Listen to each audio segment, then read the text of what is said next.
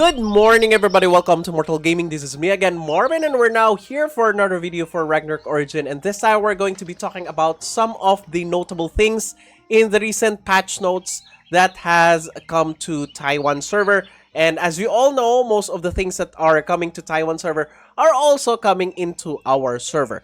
So it's this one, all right. So of course, we have done a stream about it yesterday. The Doram patch. Okay, so they have updated the guide tab that we had in order for it to cater also to the Doram class or Doram race. This one is just times 10 Katpo Caravan, new job class, the Doram, and there is a new content yet again. The 10-man team dungeon, which is the Cat God Fantasy. They say that this is really hard, so you need 10 people to conquer this dungeon. And when you get to level 120, you can now get the level 120 accessory. So I think with what we have right now, if we'll be looking at our next server level up, we're in the max level will be level 123. That would be this coming January 22 on the first set of servers. That is the Frontera, the Islud, and the Payan server, I think, and even the Morok servers.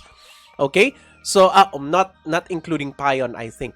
Okay, so we will be getting the first grasp on this Divine Armament accessories. So you could get those from the Cat God Fantasy Dungeon, I think. Next would be the first season of the Brave competition. More on that on the next videos that we'll be uploading. And the most notable thing, in my opinion, that they have uploaded in this patch is the auto settings AI optimization. So one of the biggest reasons why the auto attack or the Rune Knight or the Sword Rune Knight gives out less damage is because when it casts the Dragon Breath, the fire, the water, and the wind, it stops. Okay, so that means you have to take it out if you want to dish out more damage. On general, you have to take it out on the auto settings so that when you release the Dragon Zion, you'll just be auto attacking all of the time. But when you want to, AFK or auto, you stop attacking whenever you cast those Dragon Breaths, even on Dragon Zion activation. So one of the reasons why I think this is gonna be good for most classes is because they have added a condition wherein you'll only be activating some of the skills if it has met this type of condition. Okay. Let's start with the Rune Knight, okay? So, the Dragon Breath and the Dragon Roar. So, the Howling and the Fire and Water Dragon Breaths. They added a setting on the skill itself wherein if you activate that setting, it will only be cast whenever the Dragon Zion is not yet activated. So, whenever you activate the Dragon Zion, you won't be casting any of this, which is really good on auto. Okay, so you can also turn it off for each of the skill so that in terms of the spear build, you can now only auto cast the Dragon Breath, Fire, and Water whenever you don't have the Dragon Zion activated, and only the Howling will be cast whenever you're using the spear mode on Dragon Zion, which is really good. And for normal attack also, next one will be Spellman, which is, I think, the Warlock. Okay, so this is a really good update also for the Warlocks because sometimes whenever you have two orbs, you still use the basic Lightning and basic Comet. So this is one way for you to optimize more your damage whenever you have 2 or 4 orbs, 2 or more orbs. You will be using either the Chain Lightning or the Crimson Meteor, that is with the Comet and the Lightning combo.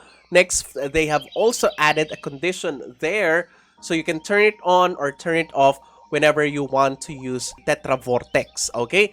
So that goes together with the spell book and the soul burst.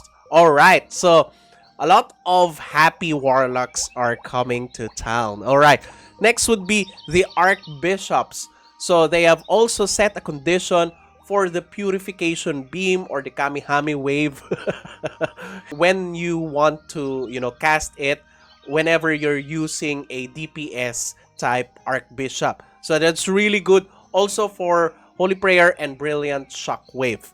And also, for the most part, they have again improved the Ranger so that you won't be using the skills that you don't need. And last but not the least, the mechanics. You will now be using the flamethrower whenever you're reaching a certain, hit on your character so that you won't explode, right? So that is for all of the AI settings on the auto settings. I'm so happy about all of this. And the next would be with regards to other activities or events on their server, on the Taiwan server. And the rest will be just optimization. They just changed the numbers. If you have more than 100 million or 1 million, it will be displayed as 1M instead of all of the digits there. In my opinion, I don't like it. I want all of the digits there. They have shortened it. So I do hope that they put an on, off, or toggle settings for this one. But what do you think about this, guys? Kindly comment it down below. Thank you everybody for watching. If you haven't subscribed to my channel, please do subscribe. If you happen to like this video, please do leave a like, share this to your friends, and click that bell notification button so you get notified every time I upload a new video, start a new stream, or a new content. That's it. See you again on the next video. Bye-bye! Now I found you.